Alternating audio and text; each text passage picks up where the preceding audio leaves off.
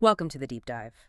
Today, we've got the pitch deck for a company called EDCAPIT 2.0. We're going to really unpack the investment story here. They're positioning themselves as more than just another EdTech player, almost like, well, essential global tech infrastructure. Yeah, and just so everyone's clear, it's pronounced EDCAPIT, comes Yep. from Education Capital. And the mission we're looking at is pretty huge, an AI-driven global platform that aims to completely change how people learn, validate skills, and grow their careers. Exactly. This isn't your standard course marketplace. Mhm. Not at all. Their whole identity seems built around this AI-powered ecosystem idea, like a digital mentor for life and career, Mhm. guiding users all the way from learning something new right through to landing a job. And importantly, making it accessible in, well, basically any language, anywhere. It is incredibly ambitious, you're right. Yeah. And the person behind it is the founder and CEO, Oleg Podobid.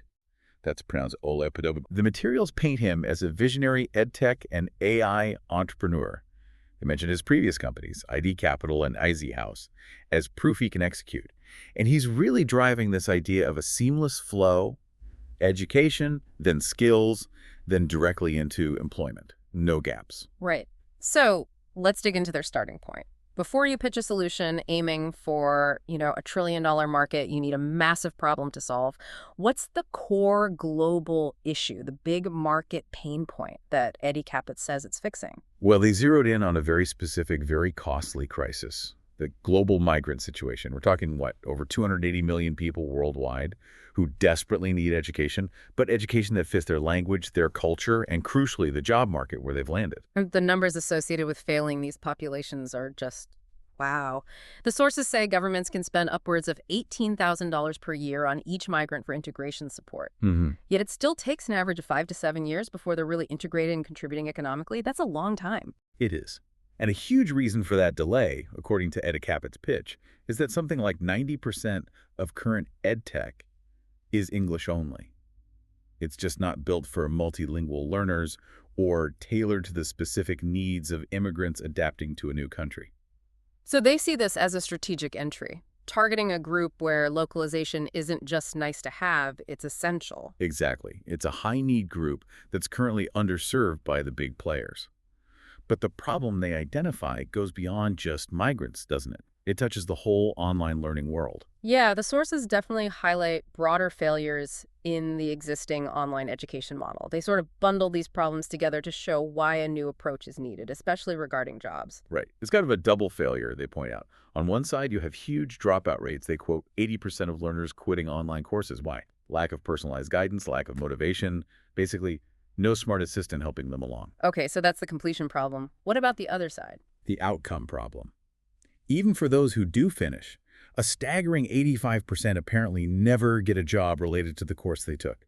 The platforms just don't connect the learning to actual employment effectively. That final step is missing. Hold on, those are two massive failure points. 80% dropout and 85% of finishers don't get jobs. And 80 Capit is claiming their single platform solves both. That feels like a very tall order. It's definitely a bold claim. And their justification hinges on this key idea.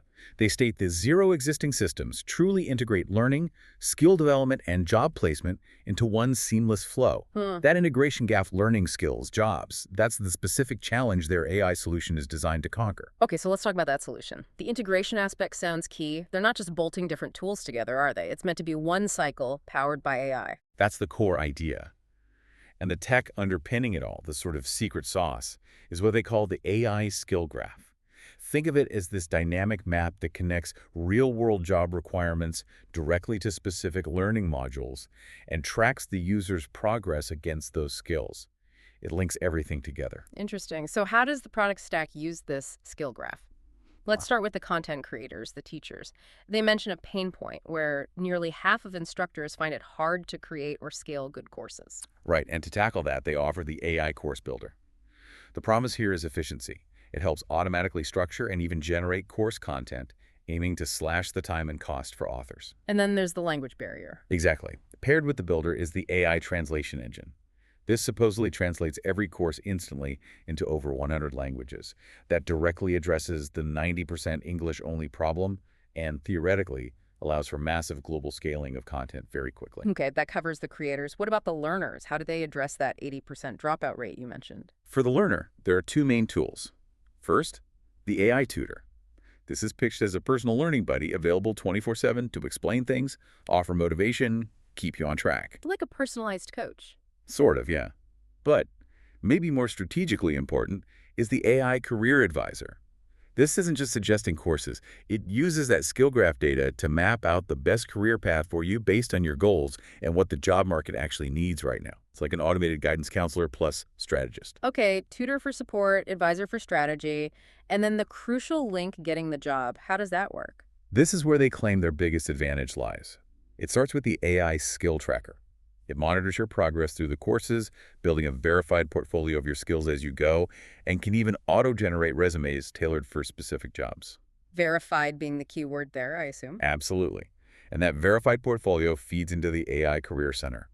This part of the system helps prepare users for interviews, but more importantly, it actively matches and connects graduates with jobs through their employer network. Ah, the employer network. That sounds like a potential bottleneck. Getting companies to trust AI-verified skills and hire through a new platform, that's tough. It's definitely the million-dollar question, isn't it? How do they convince employers? Their pitch contrasts them with platforms like Coursera or Udemy. They argue the unique value isn't just more courses, it's the integration. They have the AI career advisor built in, actual job placement integrated, the whole end-to-end system. Plus the language localization and that initial focus on the migrant market, which others aren't really serving. Exactly. That migrant focus gives them a specific B2G business-to-government angle, too, which could help build credibility and partnerships early on. Okay, this is where, the ambition meets reality, the business model. How does this grand vision actually make money and scale? Let's talk market size first, then maybe the traction and risks. Right. So the big picture, the total addressable market, or TAM, they're looking at the combined global AI, education, and career tech space. The projection is massive, Yeah. $1.2 trillion plus by 2030. Huge number. Whoa, okay, but a $1.2 trillion market is also incredibly crowded and complex. How does a startup even begin to tackle that without getting crushed? What's their entry strategy? Good question. They're not trying to boil the ocean immediately. Their strategy seems to be about finding specific high-need niches first. They talk about a serviceable obtainable market, or SAM. One key niche is that migrant and adaptation education market, SAM3 they call it. That's estimated at $10 billion plus, covering those 280 million or so migrants we talked about. So start where the need is most acute and where the big players aren't focused. A beachhead strategy. Pretty much. Build traction and proof points there. And speaking of traction, the sources give some early numbers. As of Q3 2025, they reported having over 65 teachers, 65 courses, and more than 1,000 paying users. Okay, 1,000 paid users. And revenue. They mentioned achieving $79,000 in revenue around that time. What's interesting is they supposedly did this with very minimal initial funding, a pre-seed of just $200K, mostly founder investment and sweat equity. $79K revenue on $200K pre-seed shows some capital efficiency for sure. But let's be honest, $79K is still very early stage. It proves concept, maybe, but not market dominance. Absolutely, which is why their revenue model has to be diverse and built for scale, not just relying on those initial users. So what are the streams? On the consumer side, the B2C, it's twofold. There's the standard marketplace model for courses. They take a 30% cut, authors get 70%. And then the crucial AI subscription. This is likely $19 to $49 a month, giving users access to the AI tutor, career advisor, all those core tools. That provides recurring revenue. Okay, marketplace plus subscription, pretty standard B2C EdTech. What else? This is where it gets more strategic, I think. The B2B and B2G side, they plan for corporate learning deals, companies paying for employee training, maybe in the $5K to $50K contract range, and importantly, a recruitment fee. Employers pay EDCAPIT 5% to 10% of a candidate's first-year salary if they hire someone through the platform. Ah, so they become a recruitment channel too, closing the loop and getting paid for it. Exactly. It turns the education platform into an HR pipeline for companies. And then there's the B2G piece we touched on, targeting government contracts, especially for immigrant integration programs in places like the US and the EU. That B2G angle seems really smart. It provides potential for large, stable contracts that could fund growth while the B2C side builds up. It de-risks things a bit. Definitely. And the scalability of all this relies heavily on their technology moat, that AI foundation. The AI is meant to automate so much, onboarding users, tutoring them, matching them to jobs, which keeps their cost of acquiring customers, the COs, hopefully low. And on the supply side, the AI course builder and auto translation mean they can grow their course library globally without needing a proportionally huge team. That's the efficiency engine they're betting on. Right. That's how they hope to bridge the gap from, 79K in revenue to the multi-billion-dollar vision they have down the road. It's a big leap, but that's the plan. Okay, so pulling it all together. We've looked at the EDCAPIT pitch deck materials. The core idea seems to be using their proprietary AI, especially this skill graph, to democratize education access and, crucially, link it directly to better career mobility globally. Yeah, and the narrative around the founder, Ola Podobid, emphasizes both the vision uniting AI, human potential, social impact, and the execution needed to build this global platform. They're clearly mission-driven, but also aiming for significant financial returns, mentioning things like a $600 million IPO target by 2030. Which leads us perfectly to our final thought, something to leave you, the listener, thinking about.